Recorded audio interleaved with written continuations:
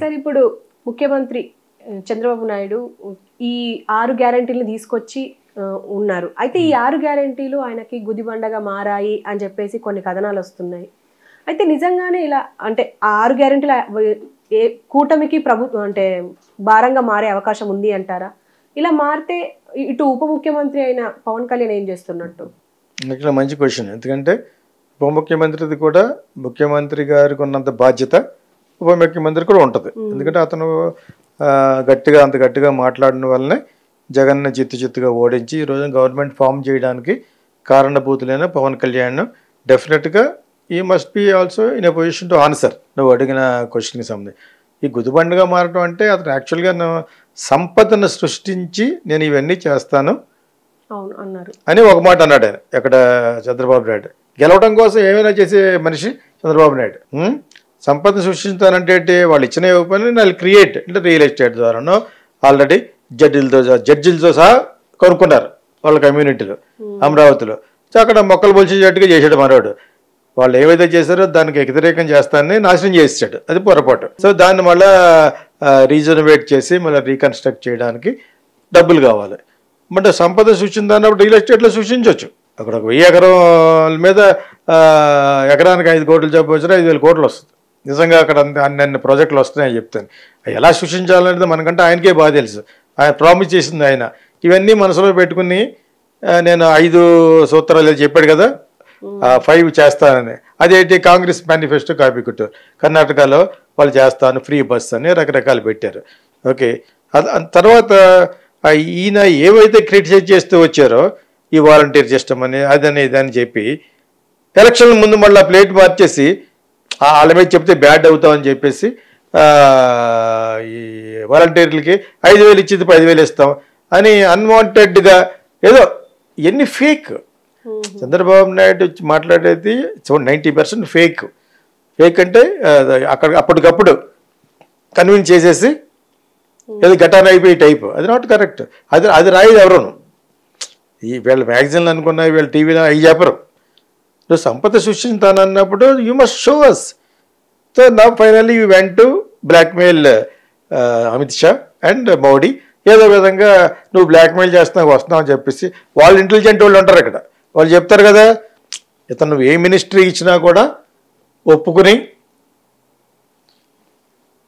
నాకు ఇవ్వకపోయినా పర్లేదు అన్నట్టుగా ఎందుకు అనుకున్నాడు. 18 మంది ఉన్నారు 16+2 జనసేన కలిసి.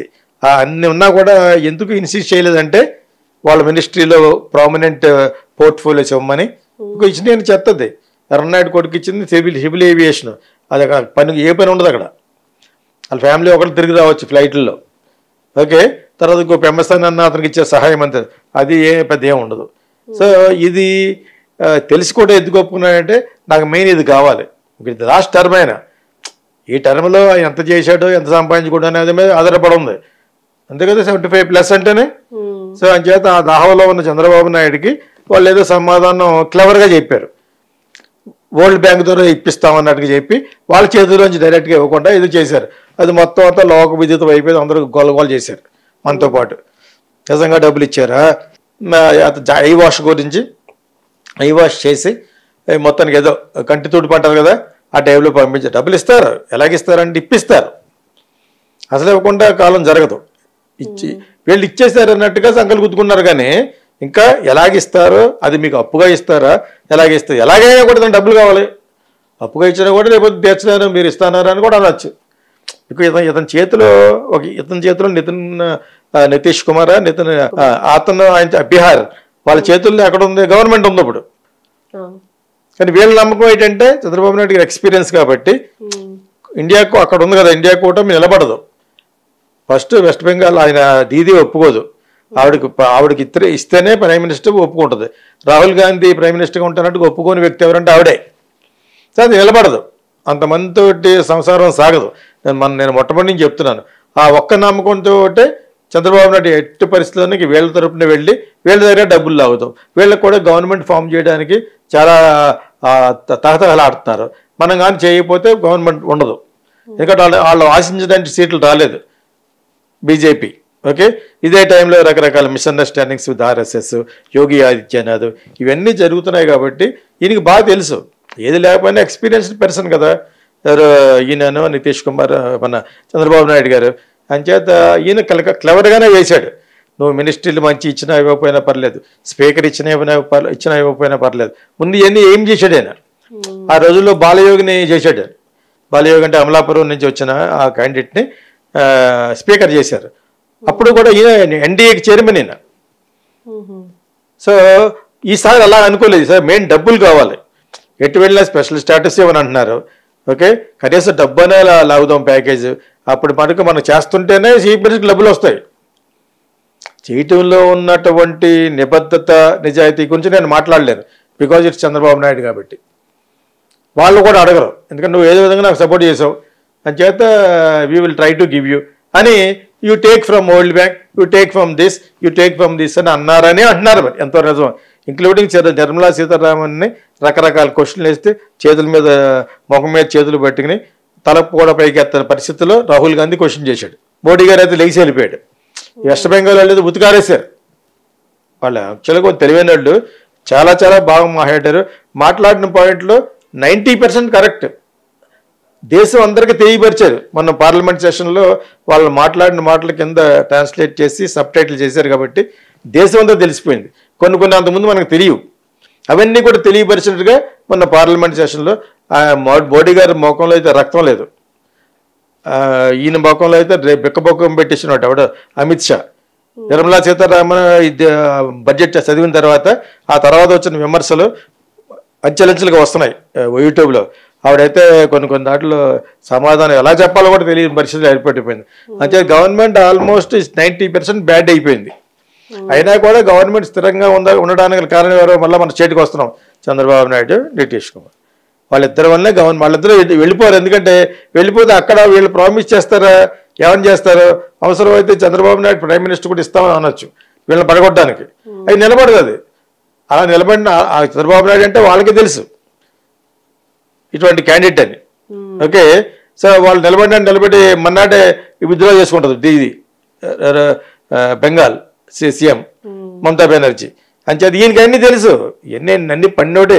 అప్పుడున్నప్పుడు అప్పుడు ఎన్డీఏకి చైర్మన్గా చంద్రబాబు నాయుడు గారు ఉన్నప్పుడే మన మోడీ గవర్నమెంట్ పడిపోతుంటే హెల్ప్ చేయమని అడిగాడు ఎవరు, అటల్ బిహారీ వాజ్పేయి గారిని. అడిగితే నా చేతుల్లో లేదు, ఎన్డీఏలో ఉంది కదా చంద్రబాబు నాయుడు అడిగంటే ఈయన 5 నిమిషాలు కూడా ఇంటర్వ్యూ ఇవ్వలేదు.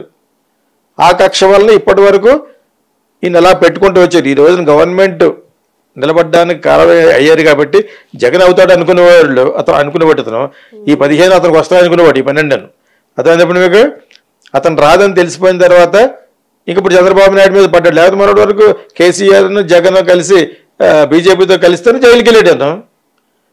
ఎవరు? మన చంద్రబాబు నాయుడు గారు. ఇవన్నీ మళ్ళీ ఎందుకు చెప్తానంటే చంద్రబాబు నాయుడు అంటే వ్యక్తిగతంగా ఇష్టపడిన వ్యక్తి ఎవరన్నా ఉంటే మోడీ. అంటే అక్కడ కరెక్టా, వాళ్ళు కరెక్ట్ కాదు, డబుల్ గేమ్ ఆడారు. జగన్ అలా మెయింటైన్ చేసుకుంటూ అప్పుడప్పుడు డబ్బులు అంతా తీసుకుంటూ అమిత్ షాను అతను కలిసి ఆడిన నాటకం ఇదంతాను. లాస్ట్లో అతనికి హ్యాండ్ ఇచ్చారు. హ్యాండ్ ఇచ్చినట్టు కాకుండా ఇంకా నువ్వు కావాలి మాకు, ఎందుకంటే రాజ్యసభలో 11 సీట్లు ఉన్నాయి, ఇక్కడ ఒక 4 సీట్లు ఉన్నాయి, 15 సీట్లు ఉన్నాయి కదా. మరి ఇంకా 2 years బతుకు, దానికి లైఫ్ ఉంది.